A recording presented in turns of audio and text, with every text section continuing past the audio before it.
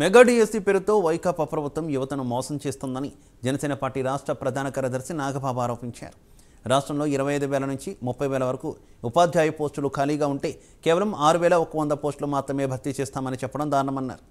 మంగళగిరిలోని జనసేన కేంద్ర కార్యాలయానికి వచ్చిన డిఎస్పీ అభ్యర్థులతో ఆయన మాట్లాడారు. ఎన్నికల వేళ తమను మరోసారి మోసం చేసేందుకు వైకాపా ప్రభుత్వం ప్రయత్నిస్తోందని అభ్యర్థులు వివరించారు.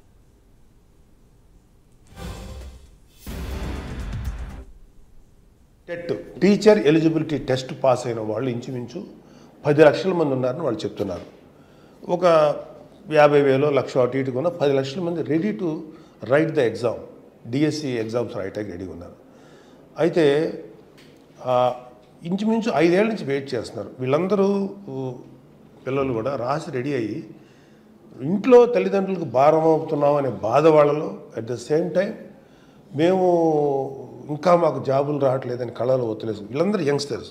బాధ అనిపించింది ఏంటంటే వీళ్ళందరూ కూడా మనస్ఫూర్తిగా ఇంచుమించు వీళ్ళల్లో ఈ డిఎస్సి అనే ఆశ చూపించినందుకు జగన్మోహన్ రెడ్డి గారికి ఇంచుమించు ఒక 7-8 లక్షలు, ఆ రోజుల్లో 6 లక్షల మంది ఉన్నా సరే 6 లక్షల మంది ఇంచుమించు 5 లక్షల మంది పైగా చాలా మా లైఫ్లు మారిపోతాయి, మా జీవితాలు మారిపోతాయి అనే దీంట్లో వైసీపీని గెలిపించారు వీళ్ళందరూ.